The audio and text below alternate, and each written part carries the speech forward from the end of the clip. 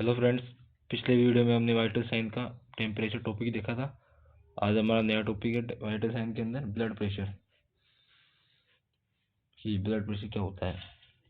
Blood pressure is the force of blood against vessel wall.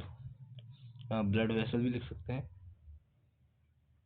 मतलब कि blood pressure force होता है, एक फोर्स होती है ब्लड की, जो ब्लड के थ्रू डाली जाती है ऑन द वेसल वॉल। मतलब ब्लड वेसल की वॉल पर डाले जाना वाला ब्लड का प्रेशर ही ब्लड प्रेशर कहलाता है। अब इसमें दो टर्म्स होती हैं, सिस्टोल और डायस्टोल।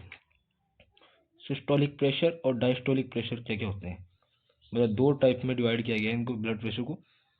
अब सिस्टोलिक प्रेशर का, सिस्टोल का मतलब होता है कॉन्ट्रैक्शन, डायस्टोल का मतलब होता है रिलैक्सेशन। तो सिस्टोलिक प्रेशर मतलब कॉन्ट्रैक्ट होने पर जो प्रेशर लग रहा है, और डायस्टोलिक मतलब जो डायस्टोल मतलब रिलैक्स होने के बाद में जो प्रेशर लग रहा है वो डायस्टोलिक प्रेशर होगा। अब सिस्टोलिक प्रेशर, सबसे पहले systolic pressure is the force exerted by blood on arterial wall during systole। मतलब सिस्टोलिक प्रेशर एक फोर्स है जो कि एक्सर्ट की जाती है, डाली जाती है, एक्सर्ट यानी डालना, बाय ब्लड, ब्लड के थ्रू डाली जाती है कोई force, on the arterial wall मतलब आर्टरी की वॉल पे, जो हमारी आर्टरीज होती हैं, ब्लड वेसल्स होती हैं, उनकी वॉल पे डाले जाने वाला प्रेशर है ये ड्यूरिंग सिस्टोल, जब हार्ट कॉन्ट्रैक्ट करता है। मतलब हार्ट जो है हमारा, फोर चैम्बर्ड हार्ट होता है, वो कॉन्ट्रैक्ट करता है, तब सिस्टोलिक प्रेशर लगता है आर्टरीज की वॉल के ऊपर, जो कि ब्लड के थ्रू डाला जाता है। It is the maximum pressure, ये एक मैक्सिमम प्रेशर है ड्यूरिंग वेंट्रिकल कॉन्ट्रैक्ट। मतलब वेंट्रिकल जब कॉन्ट्रैक्ट होंगे तो ये एक मैक्सिमम प्रेशर होगा।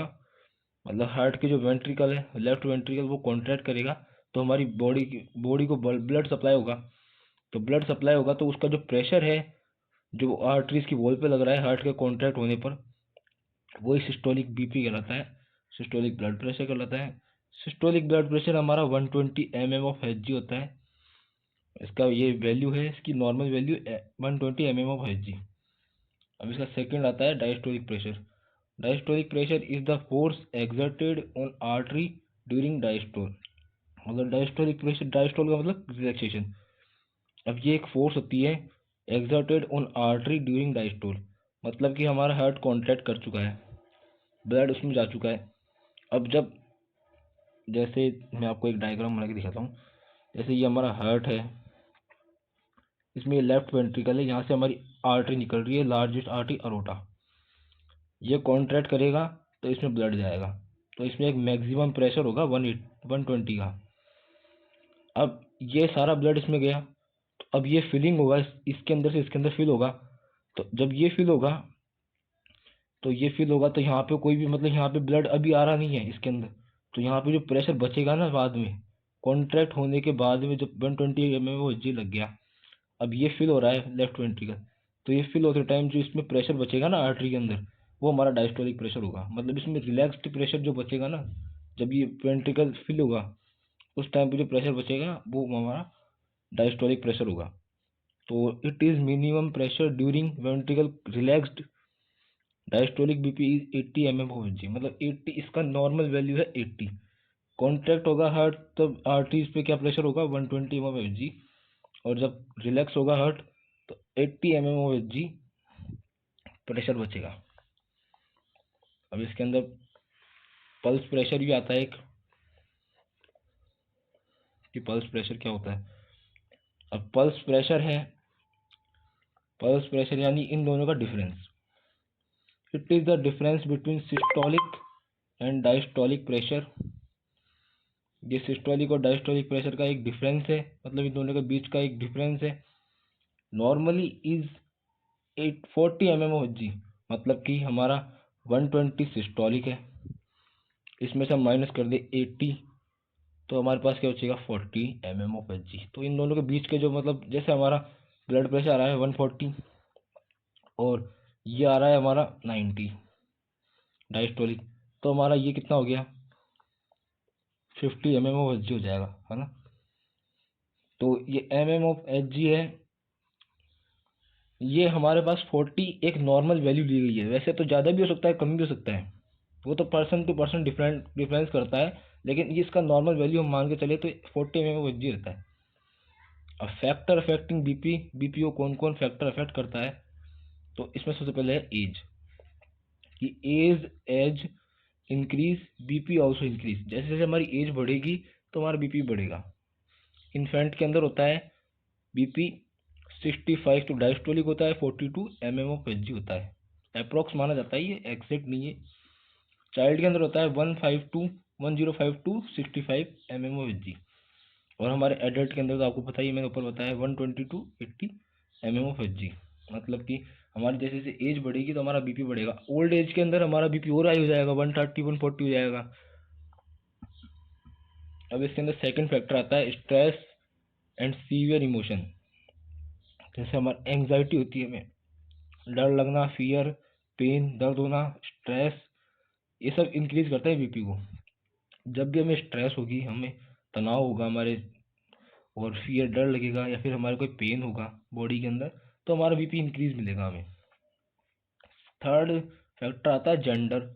आफ्टर प्यूबर्टी, जब प्यूबर्टी यानी आफ्टर प्यूबर्टी यानी 13 की एज के बाद हमारी प्यूबर्टी स्टार्ट हो जाती है, तो after puberty male have higher BP than female. मतलब कि यंग एज के अंदर मेल्स के अंदर ज़्यादा बीपी देखने को मिलता है फीमेल के बजाय। मतलब फीमेल और मेल्स के अंदर सबसे ज़्यादा मेल के अंदर देखने को मिलता है यंग एज के अंदर, प्यूबर्टी के अंदर। अब इसके अंदर फोर्थ देखते हैं हम, फोर्थ क्या है। फोर्थ है हमारा डाइट, सोडियम रिच डाइट, जिसमें सोडियम है वो डाइट, हाई फैटी डाइट जिसमें ज़्यादा फैट है वो डाइट, या फिर कैफीन आल्सो इंक्रीज बीपी, जिसमें सोडियम होगा, हाई फैट होगा, कैफीन होगा, कैफीन चाय के अंदर होता है, कॉफ़ी के अंदर होता है, ये इंक्रीज करते हैं बीपी को। Smoking, smoking causes high BP, smoke जो स्मोक करते हैं उनका बीपी हमेशा हाई मिलता है, क्योंकि वो स्मोकिंग हमारे ब्लड प्रेशर को अफेक्ट करता है।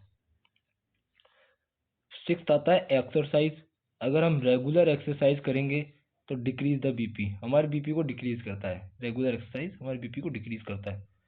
Medication, anti hypertensive drugs have effect on BP, anti hypertensive drugs, अब इस टर्म का मतलब समझिए, एंटी यानी एंटी का मतलब किसी चीज़ को रोकना, हाइपरटेंसिव, हाइपरटेंशन मतलब बीपी इंक्रीज्ड, हाइपरटेंशन का सीधा सीधा मतलब है बीपी इंक्रीज्ड। अब बीपी इंक्रीज, इसके आगे हमने एंटी लगा दिया, मतलब बीपी इंक्रीज को रोकने के लिए ये ड्रग दी जाती है। तो ये जो ड्रग होती है हमारे हाइपरटेंशन को नीचे लेके आती है, मतलब हाई बीपी को नीचे लाने का काम करती है। तो ये हमारी बीपी को अफेक्ट तो कर ही रही है ना, हाई बीपी को लो कर रही है तो इफेक्ट कर रही है। अब time of the day, time of the day हमारे ब्लड प्रेशर को कैसे इफेक्ट करता है। In all person BP lowest in early morning and then rises to peak in the evening. मतलब कि ये एक फैक्चुअल है, मतलब कि इन ऑल पर्सन के अंदर, सभी पर्सन के अंदर होता है ये, कि लोएस्ट रहता है बीपी अर्ली मॉर्निंग, मॉर्निंग के अंदर हमारा बीपी लो रहता है, और पीक पे रहता है, मतलब पीक यानी मतलब हाई रहता है थोड़ा सा इवनिंग के अंदर। तो ये तो सबके अंदर ही होता है, मतलब ये कोई जरूरी नहीं पर्टिकुलर पर्सन के अंदर हो, सबके अंदर होता है, ये तो नेचुरल है, मतलब कि नेचर्स का ये है, अफेक्ट है, नेचर का अफेक्टिंग है। अब ब्लड प्रेशर मॉनिटर कैसे करते हैं हम, कि ब्लड प्रेशर मॉनिटरिंग कैसे करेंगे। BP monitor by two methods के थ्रू बीपी मॉनिटर किया जाता है। सबसे पहला आता है इन्वेजिव और नॉन इन्वेजिव, सेकंड है इन्वेजिव यानी डायरेक्ट, और नॉन इन्वेजिव इनडायरेक्ट। अब इन्वेजिव और नॉन इन्वेजिव क्या होता है। इन्वेजिव मेजर वाया ए कैथेटर, और non invasive auscultation palpation. Invasive जो वर्ड होता है उसका सिंपल मीनिंग यही होता है कि इसमें हम अपनी बॉडी को पेनिट्रेट कर रहे हैं, कुछ भी, जैसे हम कोई इंजेक्शन लगाते हैं तो हम उसमें बॉडी को पेनिट्रेट करते हैं। और एक होता है हम पल्स चेक करते हैं, तो उसमें हम बॉडी को पेनिट्रेट नहीं करते, हम डायरेक्ट बाहर से फील करते हैं पल्स को। तो इन्वेजिव यानी हम इसके अंदर बॉडी को पेनिट्रेट कर रहे हैं। अब कैथेटर लगाते हैं तो कैथेटर लगा के हम ब्लड प्रेशर नाप रहे हैं, मतलब हमारी बॉडी के अंदर कुछ जा रहा है, तभी तो उसके अंदर नाप रहे हैं हम। मतलब हमारी बॉडी के अंदर कुछ ना कुछ पेनिट्रेट करके हम बीपी मेजर करते हैं, तो उसको हम इन्वेजिव बीपी कहते हैं। और नॉन इन्वेजिव ऑस्कल्टेशन करके, मतलब साउंड सुन के और पालपेट करके, पालपेट यानी टच करके हम बीपी चेक करते हैं, वो होता है नॉन इन्वेजिव बीपी। अब इसके अंदर हम मीन आर्टीरियल ब्लड प्रेशर एक फॉर्मूला यूज करते हैं, जो कि जिसको हम कहते हैं मैप, मीन आर्टीरियल प्रेशर।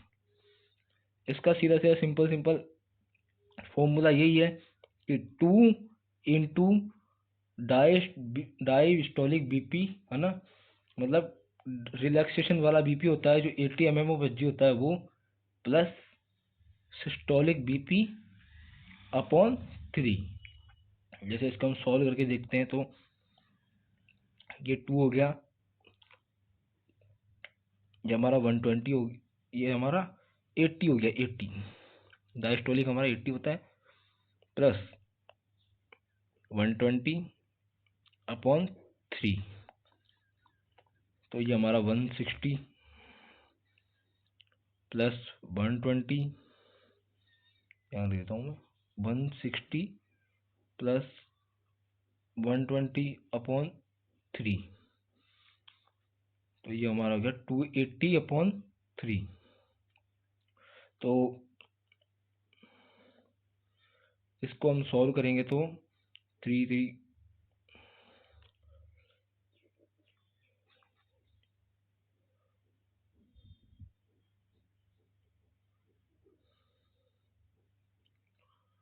9 और 10, मतलब कि 93 आएगा इसका ये आंसर।